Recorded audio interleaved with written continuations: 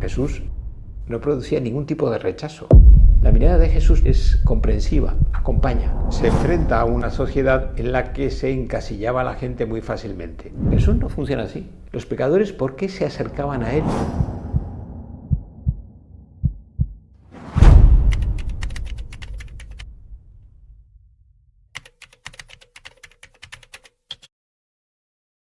Hoy vamos a tratar una cuestión muy importante a la hora de entender a Jesús, y es su manera de tratar y de mirar a las personas, ¿no? Cómo se dirigía Jesús a las personas. Pues, no sé, podemos situar esto en esa vitalidad de Jesús de la que ya hemos hablado, ¿no?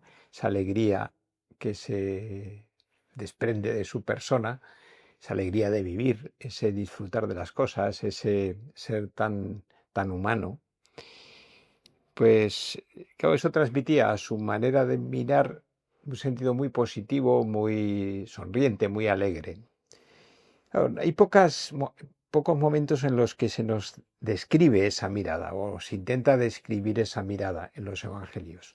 A veces se utiliza un término que es como envolver con la mirada cuando se dirige a sus discípulos y dice que esos son sus hermanos y sus hermanas y su madre. Es una mirada envolvente. O cuando se hace referencia a la profundidad de esa mirada, ¿no? Que miraba el corazón de la gente, ¿no? Conocía el fondo, ¿no? de cada uno. La gente se sentía mirada. ¿De qué me conoces?, ¿no? Le dice Natanael. ¿Cómo me conoces también?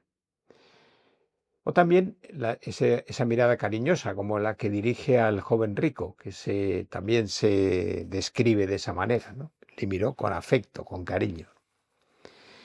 Pero, bueno, son consideraciones muy, pues, abstractas. Donde mejor se ve cómo mira a Jesús es viendo el efecto que produce esa mirada en la gente. Cómo se sienten mirados.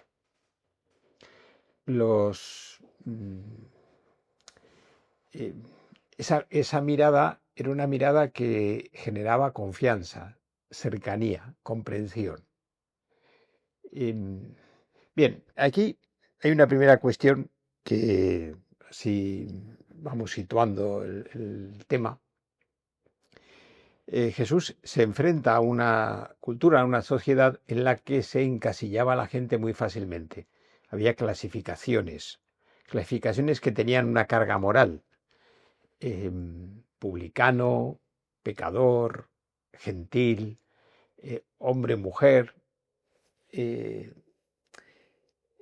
Pues en el mundo judío, sobre todo en las autoridades judías, había una gran facilidad para clasificar, para etiquetar con una carga moral. O sea, no era una simple clasificación, tenía su carga moral. Había un desprecio, o había una incomprensión, o una condena, o lo que fuera, ¿no? Claro, de hecho, el mundo judío es muy elitista. Los fariseos y la fe de Israel, ¿no? Hablaba de una élite, ¿no? De una minoría selecta que iba a ser la que iba a eh, salvar el resto del pueblo. El resto eran ignorantes, y así funcionaban los fariseos, ¿no? De hecho, despreciaban a Jesús porque le escuchaban la gente del pueblo, ¿no? O la gente de la tierra, ¿no? Los ignorantes, ¿no? Los que no cumplen la ley porque no la conocen. Bien, Jesús rompe todas esas barreras, ¿no? Cuando se dirigen los fariseos en un momento hacia él, sabemos que no hace esa acepción de personas. O sea, Jesús no distinguía entre fariseo, pecador, publicano, gentil, judío. No distinguía. Trataba a todos por igual. Rompía esas barreras. No era nada elitista, era muy popular en ese sentido.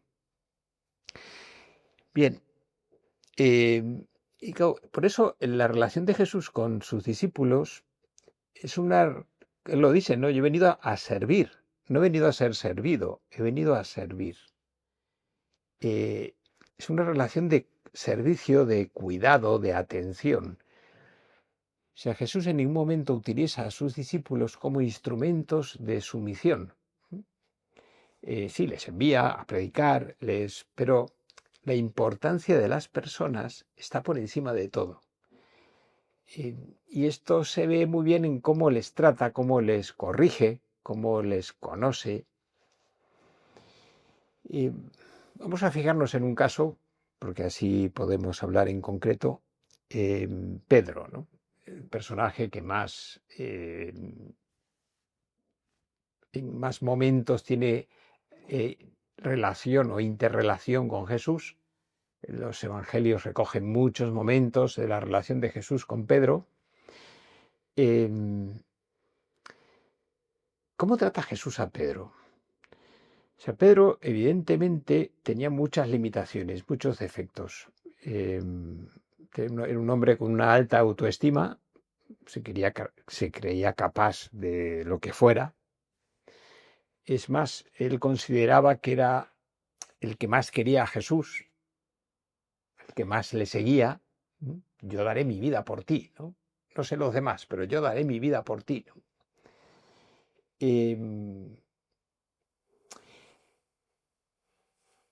A veces hablaba de más, o con frecuencia hablaba de más. Luego sus obras quedaban cortas, ¿no? Luego le traiciona, luego le entra el miedo, ¿no? Es decir, era un hombre, pues, bueno, con sus defectos.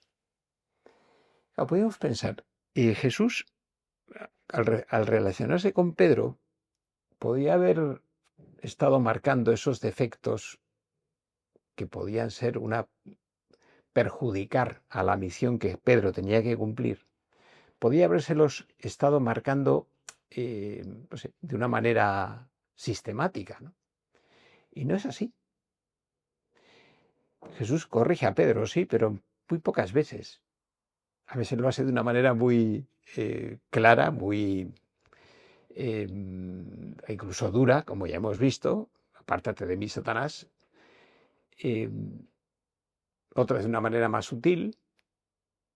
Pero no es que esté recordándole sus defectos constantemente o corrigiéndolos constantemente. Todo lo contrario. Cuando conoce a Pedro, lo primero que dice, el primer juicio, es, tú eres Pedro y sobre esta piedra edificaré mi iglesia. Le indica la misión que va a cumplir, pero la grandeza de esa misión. El ideal al que está llamado. Le pone por delante el ideal. Queda un largo camino que recorrer para que Pedro pueda ser esa piedra, pero Jesús lo ve, cree en Pedro, y por eso lo que hace más bien es indicarle ese ideal, la grandeza de su vocación, de quién es Pedro, y le acompaña hacia ese ideal. El primer juicio, ¿no?, que en ese conocer a la persona, ¿no?, dices, bueno, cualquiera podría haber dicho, hombre, no le digas esto porque es que se va a venir arriba, ¿no? Se lo va a creer. Ahora ya cómo le bajas tú de la parra, ¿no?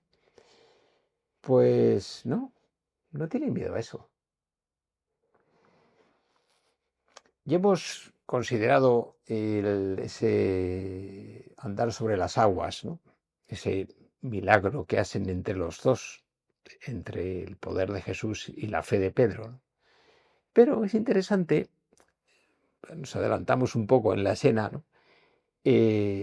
Cuando Pedro ve venir a Jesús o reconoce a Jesús, porque él lo dice, soy yo, no temáis, si eres tú, ordena que vaya hacia ti sobre el mar. Claro, lo de andar sobre las aguas es una señal de la divinidad, ¿no? El Espíritu se cernía sobre las aguas. un control sobre el caos que es el agua. Era el agua, esa mentalidad antigua, era un símbolo de caos, de descontrol, sobre todo un mar revuelto, ¿no? Un mar con olas, ¿no? Pues que Jesús estuviera andando sobre las aguas era una señal de su divinidad. Y Pedro quiere participar de eso. Claro, es algo que está totalmente fuera de las posibilidades humanas. Dices, Pedro, ¿qué quieres con esto, no? ¿Qué quieres demostrar con esto? ¿Quieres más que tus compañeros o que tú estás a la altura de Jesús de alguna manera? Pues sí, podía haber sido corregido Pedro en ese momento por una pretensión fuera de lugar que le superaba, como se iba a demostrar, le superaba. Eh, pero Jesús no le corrige ante ese deseo o esa petición de Pedro. Le deja. Ven, ven. Es Pedro, es el mismo Pedro el que va siendo consciente de su incapacidad. Jesús no se le adelanta, porque en ese adelanto, bueno, es que sea Él. No quiere dictarle cómo tiene que ser o cómo tiene que hacer las cosas. Que Él vaya aprendiendo también de sus equivocaciones. Y Pedro duda, se hunde, sálvame, el Señor lo sostiene. Así es como Jesús acompaña a Pedro en ese camino hacia ese ideal que él ve en Pedro, lo que llegará a ser. Claro, en la triple negación ahí tenemos como, podemos decir, como la inversa, ¿no? O puede parecer la inversa. Jesús le anuncia que iba a caer. Me negarás 3 veces. Pedro no se lo cree, Pedro está muy seguro de sí mismo, insiste en que jamás, aunque todos te abandonen, yo no te dejaré, pues, y luego cae. Y dice el Evangelio que se cruzó con la mirada con Jesús, que estaban en el patio, Jesús le miró, Pedro se recordó, ¿no? Lo que le había dicho el Señor, ¿no? Evidentemente había sido tan cercano y tan intenso que se lo tenía que tener muy presente y se echó a llorar amargamente. Pero no desesperó. Pedro no desesperó, no hizo como Judas, que ya dice, bueno, ya no hay nada que hacer, ¿no? Ya,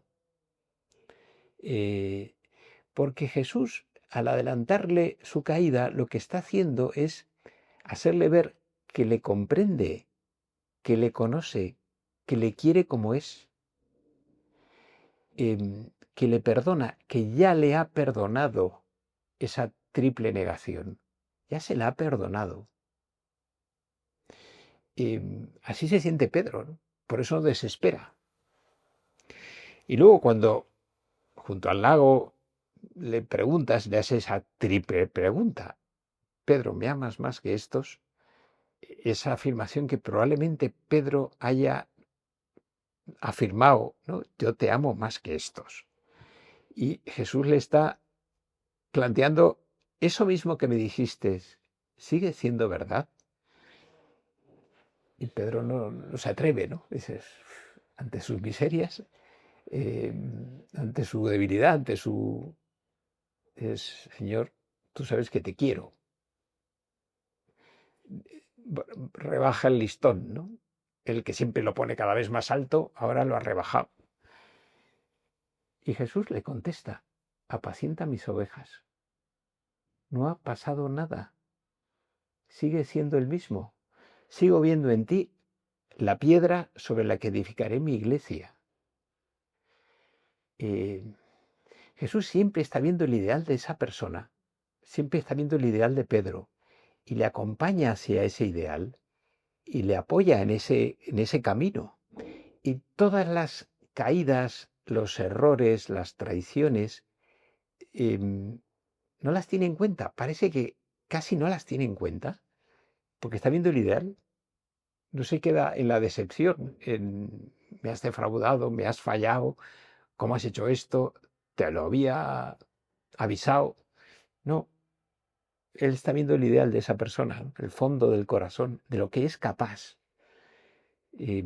Antes ibas donde querías, llegará el momento en que otro te ceñirá y te llevará donde no quieres. Le hizo saber, darás mi vida por mí. Eso que dijiste en su momento y no lo cumpliste, lo darás. Como de hecho fue, así fue. Es decir, Jesús a la hora de conocer a las personas está viendo todo lo bueno, todo lo que llegará a ser esa persona ya delante de Dios en toda su santidad. Y todo lo que lleva en esa dirección, pues se mueve con una gran paciencia, con una gran comprensión. No está como poniendo condiciones o marcando demasiado la jugada, sino que sea él el que vaya descubriendo sus debilidades y que se las vaya superando. Y la mirada de Jesús no es invasiva, no es como, no, es comprensiva, acompaña. Es decir, y aquí, con esto terminamos Jesús hacía que la gente se sintiera bien consigo misma. Los pecadores, ¿por qué se acercaban a Él? Porque con Él se sentían bien mirados, comprendidos, queridos, disculpados. Este hombre me comprende, este hombre me entiende. Cuando, no sé, es algo que estaba muy presente en el mundo de Israel, pero que está muy presente en la vida humana, que es cuando pensamos que una persona no está haciendo las cosas todo lo bien que nos gustaría que lo hiciera, procuramos hacer que se sienta mal. Eh, pues de una manera directa o de una manera indirecta, pero que se sienta mal. Deberías sentirte fatal. Porque nos parece que así podemos cambiar a esa persona, la conducta de esa persona. Si hago que se sienta mal, cambiará de conducta. Y claro, no es así, no funciona así. Cuando uno le hacen sentir mal, sentir culpable, tener mala conciencia, la primera reacción es de rechazo. ¿Por qué? Y uno tiende a distanciarse de esa persona que me está juzgando. Por eso no juzguéis. No hagáis que la gente se sienta mal. Y ese sentirse mal y que genera un rechazo y un estar a la defensiva también genera una pérdida de autoestima. Tú te desanimas contigo mismo. Empiezas a sentirte mal contigo mismo y eso te debilita, ¿no? Jesús no funciona así. Jesús hace que la gente se sienta bien, eh, que vea su ideal. Aquí un verdadero israelita en que no hay doblez ni engaño. Y dices, oye, lo primero que dice a la gente es lo buena que es. O a la pecadora. Se le perdona mucho porque ha amado mucho. Y dices, oye, sí, porque lo que ves es el valor, lo valioso de esa persona y todo lo demás está en quinto, sexto, séptimo plano. Pues ya está, ya lo iremos superando, ya se irá dando cuenta, ya iremos avanzando. Pero hace que la gente se sienta bien, que eso te estimula, te crece y te da confianza. O sea, Jesús no producía ningún tipo de rechazo, porque con respecto a la gente sencilla, evidentemente, ¿no? Porque dices, "Joder, es que este hombre hace que me sienta bien".